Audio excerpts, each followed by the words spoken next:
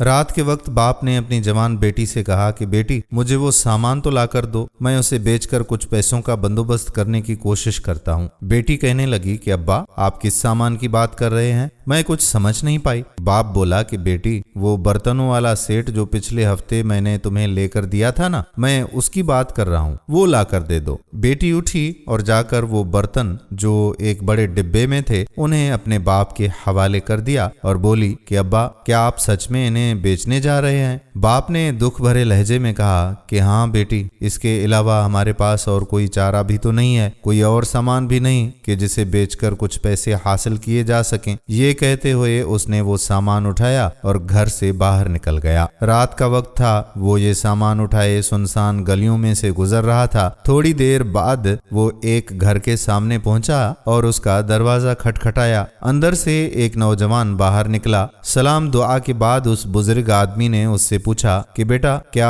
آپ کے والد صاحب گھر پر موجود ہیں؟ نوجوان نے جواب دیا کہ نہیں انکل، ابو تو گھر پر نہیں ہے، وہ تو دکان کا سامان لینے شہر گئے ہوئے ہیں۔ یہ سن کر وہ شخص بولا کہ ٹھیک ہے بیٹا، میں پھر صبح چکر لگاؤں گا، مجھے ان سے ایک ضروری کام تھا۔ جیسے ہی وہ وہاں سے جانے لگا تو نوجوان نے اسے روکا اور پوچھا کہ انکل سب خیریت تو ہے نا؟ اتنی رات گئے آپ کو میرے والد صاحب سے کیا کام آن پڑا ہے، اور یہ آپ نے اپنے کندھے پر کیا اٹھا رکھا ہے؟ اس بزرگ نے جواب دیا کہ بیٹا یہ برتن ہے جو میں نے پچھلے ہفتے خریدے تھے اور اب میں انہیں تمہارے والد کو بیچنے آیا تھا۔ یہ سن کر وہ نوجوان سوچ میں پڑ گیا کہ اتنی رات گئے انہیں ایسا کیا مجبوری آن پڑی ہے کہ یہ اپنے گھر کا سامان بیچنے ہمارے دروازے پر آن پہنچے ہیں۔ نوجوان نے دانش مندی کا مظاہرہ کیا اور بولا کہ انکل آپ یہ سامان ذرا مجھے دکھائیں تو۔ اس نے سامان کھول کر اس لڑکے کو دکھایا تو لڑکے نے کہا کہ انکل آپ یہ سیٹ مجھے کتنے میں بیچیں گے؟ اس نے آگے سے جواب دیا کہ بیٹا میں نے پچھلے ہفتے اسے 20,000 میں خریدا تھا، اب آپ کی مرضی ہے اسے جتنے میں خریدیں۔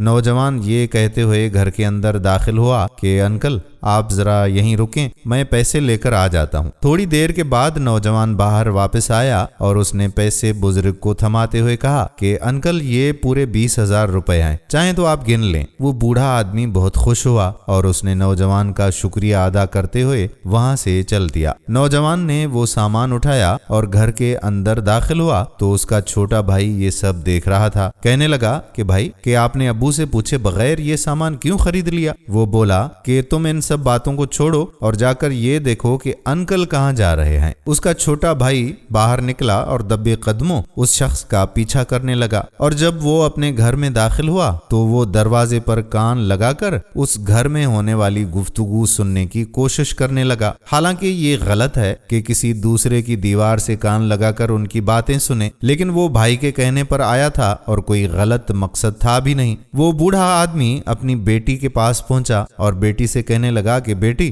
مجھے بہت افسوس ہے کہ میں نے وہ سامان بیچ دیا جو میں نے تمہارے جہیز کے لیے خریدا تھا۔ بیٹی بولی کہ ابا کوئی بات نہیں ہے، چلو اب ہمارے اس مہینے کے راشن کی تو فکر ختم ہو گئی۔ اس لڑکے نے یہ ساری گفتگو سنی اور واپس آ کر اپنے بڑے بھائی کو بتائی کہ بھائی انکل مجبوری میں اپنی بیٹی کے جہیز کی چیزیں ہمیں بیچ کر گئے ہیں۔ یہ سن کر وہ نوجوان بولا کہ مجھے پہلے ہی سے اس بات کا اندازہ ہو گیا تھا، اس لیے میں نے یہ سامان مہنگے داموں خرید لیا، اب تم اس کا ذکر ابا کے سامنے مت کرنا، ہم یہ سامان اپنی اس بہن کو واپس لوٹا کر آئیں گے۔ یہ کہتے ہوئے وہ دونوں بھائی سامان اٹھا کر اس بزرگ کے گھر کی طرف چل دیے۔ دوستو کوئی بھی شخص شوق سے اپنی بیٹیوں کے جہیز کی چیزیں نہیں بیچا کرتا۔ حالات لوگوں کو اس ناہج پر پہنچا دیتے ہیں تو ایسے کٹھن فیصلے لینے پر انسان مجبور ہو جاتے ہیں۔ بحیثیت انسان اور بحیثیت مسلمان یہ ہم سب کا فرض بنتا ہے کہ مشکل وقت میں ہم ایسے لوگوں کا سہارا بنیں تاکہ کسی کو بھی یوں اپنی بیٹیوں کی خواہشوں کو بیچنا نہ پڑے۔ دوستو ہم امید کرتے ہیں کہ ہماری آج کی یہ ویڈیو آپ کو پسند ضرور آئی ہوگی اور اپنے دوستوں کے ساتھ اس ویڈیو کو شیئر بھی کریں گے۔ آنے والی ویڈیو تک قادر بخش کلہوڑو آپ سے اجازت چاہتا ہے۔ فی امان اللہ۔